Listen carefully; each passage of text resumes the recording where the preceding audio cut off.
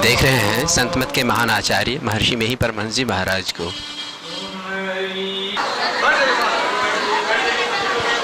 गुरुदेव अब सत्संग करने के लिए, प्रवचन करने के लिए महर्षि मेही आश्रम कुप्पा घाट स्थित सत्संग हॉल में प्रवेश कर रहे हैं। धीरे धीरे स्नेह स्नेह आगे बढ़ रहे हैं। ये हैं संत वर्तमान आचार्य महर्षि मेही परमहंस जी महाराज के पट्ट शिष्य और वर्तमान आचार्य महर्षि संत सेवी परमहंस जी महाराज। आप महर्षि संत सेवी परमहंस जी महाराज को देख रहे हैं, धीरे धीरे आगे बढ़ रहे हैं। सदगुरु महाराज की जय। भक्तजनों की ओर से श्री सदगुरु महाराज की जय घोष आप श्रवण कर रहे हैं। महर्षि संत सेवी परमहंस जी महाराज अपने गुरुदेव महर्षि मेही परमहंस जी महाराज को प्रणाम कर अब आगे बढ़ रहे हैं मंचासीन होने के लिए। अब संत मत के वर्तमान आचार्य महर्षि संत सेवी परमहंस जी महाराज मंचासीन हो रहे हैं, भक्तजनों को आशीर्वाद प्रदान कर रहे हैं।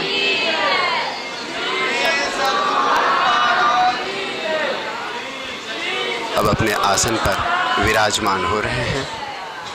ये हैं संत मत के वर्तमान आचार्य महर्षि संत सेवी परमहंस जी महाराज। मंगल मूर्ति सद्गुरु मिलवे सर्वाधार, मंगलमय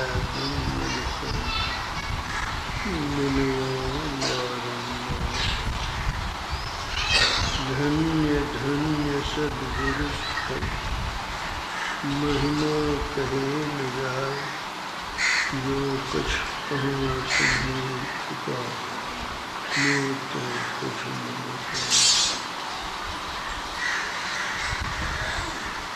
समवेत समादरणीय सज्जन वृंद, आदरणीय माताओं का भक्तिमती बोलना। आवाज पकड़े जाए।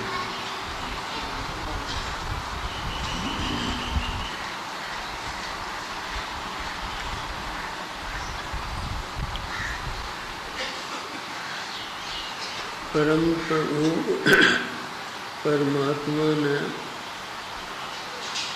सृष्टि की है।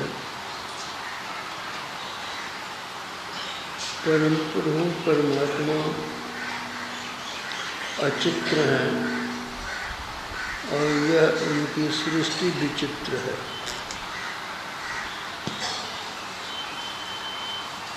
सृष्टि में जिस ओर दृष्टि कीजिए उनकी महिमा गोचर होगी।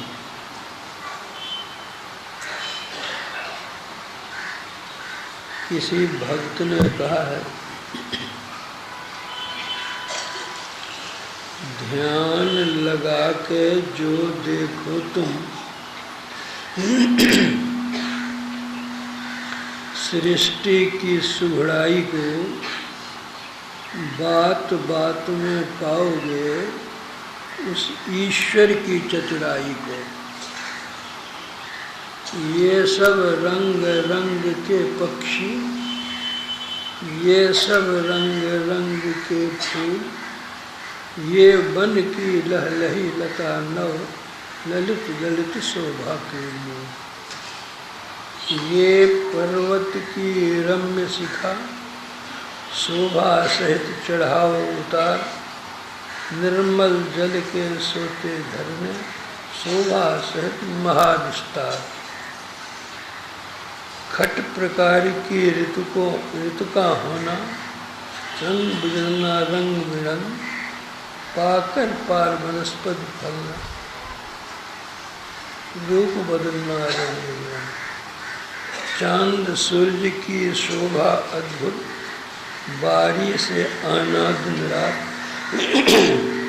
त्यों अनंतता जाना रजनी का गर्जन गर्जन घर मंडल से, बिजली वर्षा का संचार, जिसमें देखो परमेश्वरी लीला अद्भुत अपरंपार। परमात्मा ने काल बनाया, देश बनाया, किंतु देशों का विभाजन और उसका नामकरण मनीषियों ने रखा।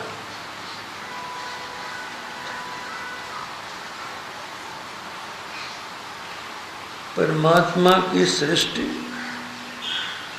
इतना विलक्षण है कि यद्यपि परमात्मा ने दिन और रात दोनों का निर्माण किया है, फिर भी समस्त संसार में एक ही समय में रात नहीं होती, एक ही समय में दिन नहीं होता। भारत में अभी दिन है तो अमेरिका में रात है। इतना ही नहीं, ऐसे ऐसे देश भी हैं जहाँ 6 महीने की एक रात होती है और 6 महीने का एक दिन होता है। तो वहाँ के निवासी उसका विभाजन करके, समय का विभाजन करके अपना कार्य संपादन करते हैं। वर्ष, महीने, दिन, ये सब मानवकृत हैं। दिन रात प्रभुकृत हैं। आज हमारे यहाँ रविवार है तो ऐसा नहीं होगा कि समूचे संसार में आज रविवार ही होगा।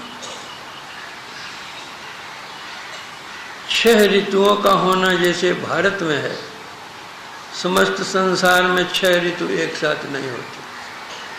किसी देश में एक ही ऋतु होती है, किसी में 2 ऋतु होती है, किसी में 3 होती है, किसी में 4 होती है, किसी में 5 होती हैं। लेकिन भारत एक ऐसा सौभाग्यशाली देश है जिसमें 6 ऋतुएं होती हैं।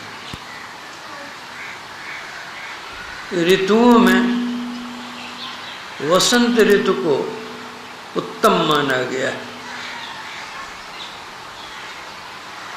12 महीने में 6 ऋतुएं होती हैं, तो चैत और वैशाख को वसंत ऋतु कहते हैं।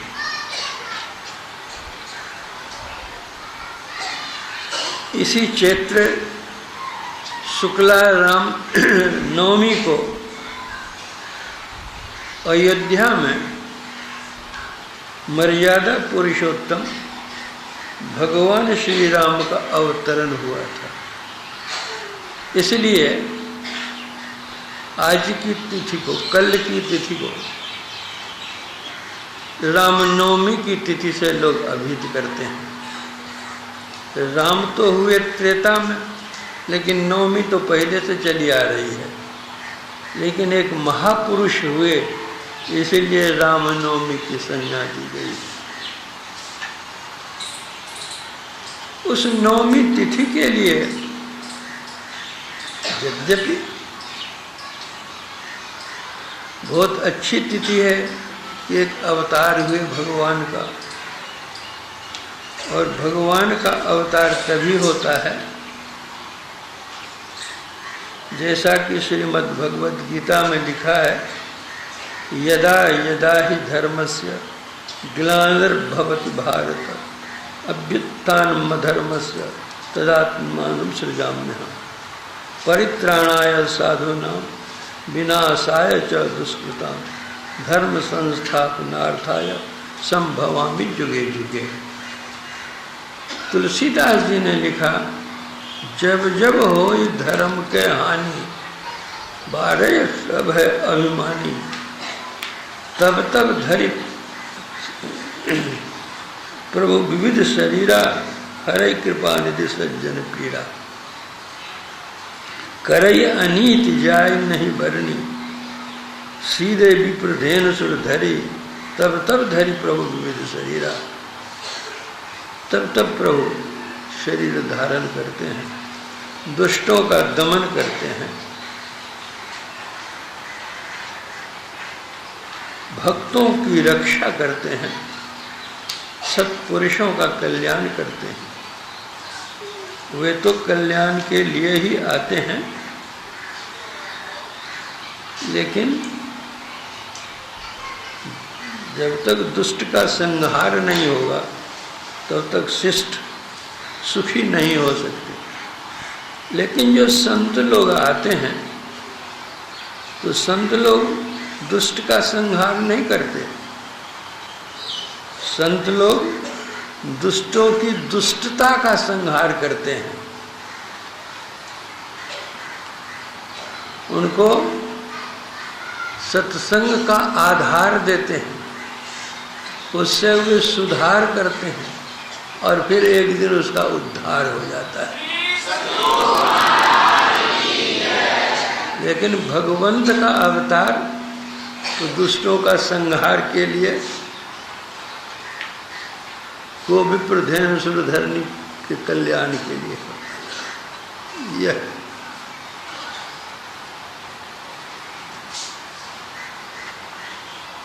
जब रावण का प्राबल्य बहुत बढ़ गया,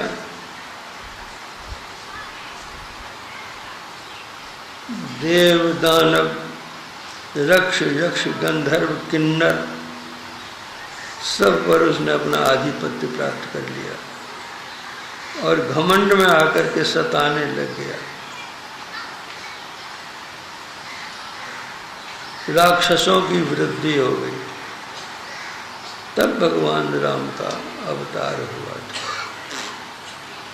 उन्होंने रावण का संहार किया, राक्षसों का संहार किया।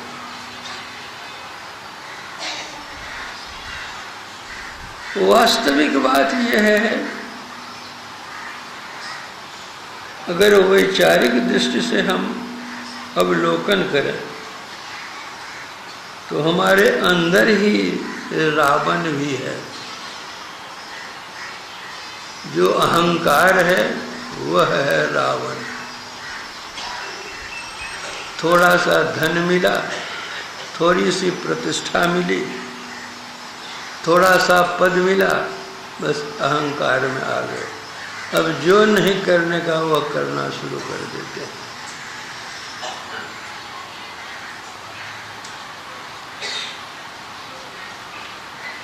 जैसे जो छोटी नदी होती है, थोड़ा सा पानी आने पर भी इतराने लगती है, बाढ़ आने पर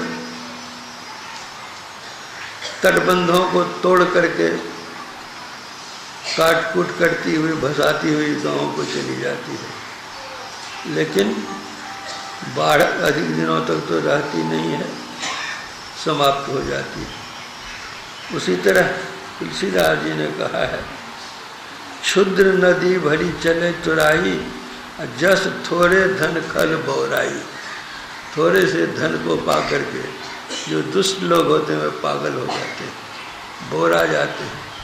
किसको क्या कहना चाहिए, किसके साथ क्या व्यवहार करना चाहिए, सब भूल जाते हैं।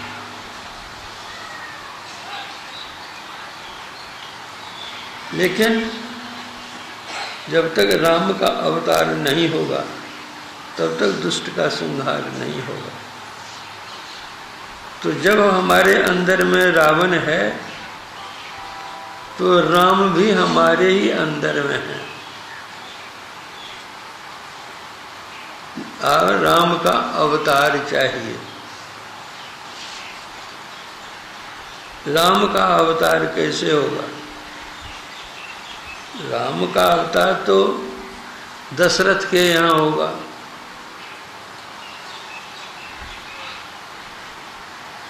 हम लोगों का जो शरीर है यह है रथ।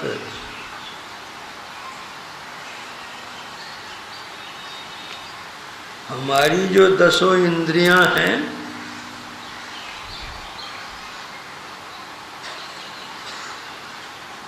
ये रथ के घोड़े हैं। मन लगाम है, बुद्धि सारथी है। यदि हम अपनी 10 इंद्रियों को काबू करके इसके केंद्र में अर्थात आज्ञा चक्र में केंद्रित कर देंगे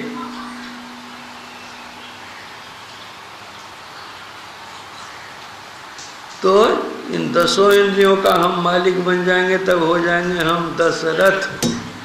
और जब हम दशरथ हो जाएंगे इंद्रियों को बस में करके, तो राम तो हमारे यहाँ अवतार लेंगे।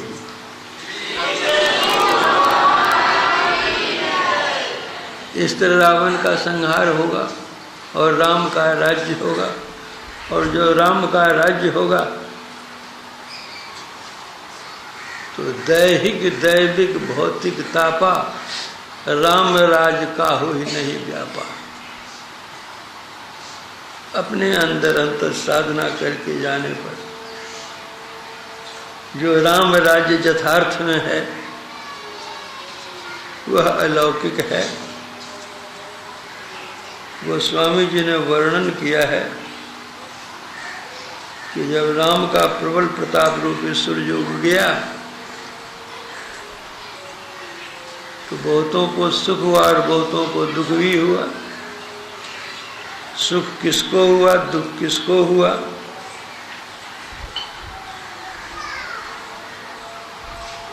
तो सूर्य उदय होता है तो रात अंत हो जाती है। जब प्रकाश होता है तो अंधकार का विनाश होता है।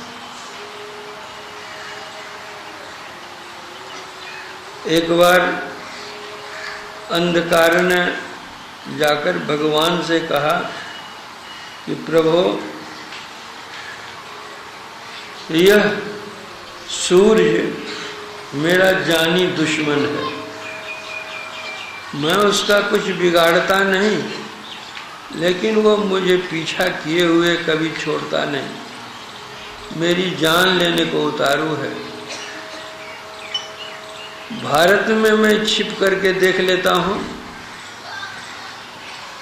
तो थोड़ी देर में वो आ जाता है। भारत छोड़ करके मैं अमेरिका चला जाता हूँ तो वहाँ भी कुछ घंटे के बाद देखते हैं वो उपस्थित हो जाता है। मैं भारत फिर भाग कर आता हूँ, भाग कर अमेरिका जाता हूँ, लेकिन ये सूर्य मेरा पीछा छोड़ता नहीं है। आप एक बार सूर्य को बुला करके समझा दीजिए कि मैंने उसका क्या बिगाड़ा है कि मेरे साथ इतनी दुश्मनी कर रखा है। भगवान ने कहा अच्छा हम बुलाते हैं। भगवान ने सूर्य को बुलाया और कहा कि सुनते हैं कि तुमने अंधकार से दुश्मनी ठान ली है, तो अंधकार ने तुम्हारा क्या बिगाड़ा है? बेचारा रहता है, भारत में तुम रहने देता नहीं है। जब बेचारा भाग करके अमेरिका चला जाता है तो कुछ घंटे के बाद फिर वहाँ तुम पहुँच जाता है। वो वहाँ से आता है भारत तो फिर भी तुम उसका पीछा करता है। तुमने दुश्मनी क्यों ठानी है? तो सूर्य ने कहा भगवान, अंधकार से मुझे कभी भेंट ही नहीं है, मैं उसके साथ दुश्मनी क्या करूँगा?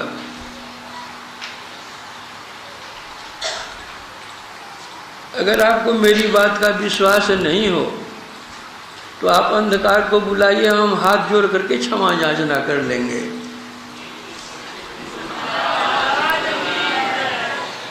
तो अंधकार सूर्य के पास आता ही है और सूर्य हाथ जोड़ता ही है। तो गोस्वामी जी कहते प्रथम अविद्या निशा नसानी, अविद्या रूपी अंधकार जो वह नाश हो जाता। अघ उल्लूक जह तहाँ लुकाने, पाप रूपी उल्लू वो जहाँ तहाँ छिप जाते हैं। उल्लू तो रात में चेम्हो करता है, दिन में तो उसका कुछ गुजर ही नहीं है। काम क्रोध कैरव सक जाने, जो कुमुदनी फूल होता है, कुमुदनी नाम का एक फूल होता है, जब सूर्य होता है तो वह मुरझा जाता है, और जो कमल होता है वो खिल जाता है। तो कहते हैं कि धर्म के तालाब में कमल तो खिल जाता है, और कुमुदनी काम क्रोध कैरव सुखा जाता है। जो गुण है, स्वभाव है, ये त्रैगुण से वह ऊपर उठ जाता है साधक, गुण का उसके ऊपर कोई असर नहीं होता है। धर्म तरा ज्ञान विज्ञान, धर्म रूपी तालाब में ज्ञान विज्ञान रूप सूर्य उग जाते हैं। यह कैसे होता है? तो अभी जो सुन रहे थे आप, संध्या बंदन, संध्या बंदन, जब संध्या बंदन होता है तभी वह सूर्य उगता है। और संध्या कहाँ करते हैं? तो गंग जमुन सरस्वती संगम पर संध्या करुणित भाई, ईड़ा पिंगला और सुषमना के संध्या स्थल पर जहाँ ईड़ा पिंगला मिलती, ये दोनों नाड़ियाँ, वहाँ सुषमना होता है, वो सुषमना में संध्या करो, ध्यान करो, चंद्रोदय होगा, शीतलता आएगी, मन शांत होगा,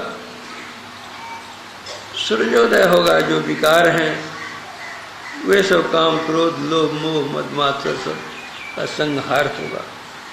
तो यह जब तक राम का राज्य नहीं होगा तब तक नहीं होगा। इसलिए अपनी इंद्रिय चेतन धाराओं को समेट करके आज्ञा चक्र में केंद्रित करें, फिर आगे ऊपर ऊर्ध्वगमन होगा और राम का जो असल राज्य है, यह तो राम का राज्य है, वहाँ राम की राजधानी जहाँ है वहाँ आत्मराम विराजते हैं, उस आत्मराम में ही परम कल्याण होता है।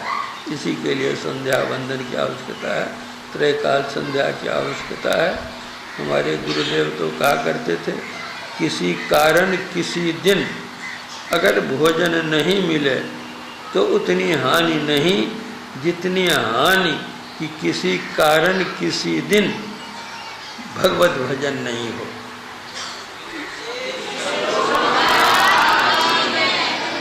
इसलिए हम लोगों को नित्य प्रति सत्संग करना चाहिए, भजन करना चाहिए। जो संत सद्गुरु हैं, महापुरुष हैं, उनका आदर सत्कार करना चाहिए, सेवा करनी चाहिए, अपना जीवन सेवामय हो, यह अच्छा है। आज रविवार है, गुरु कीर्तन करिए।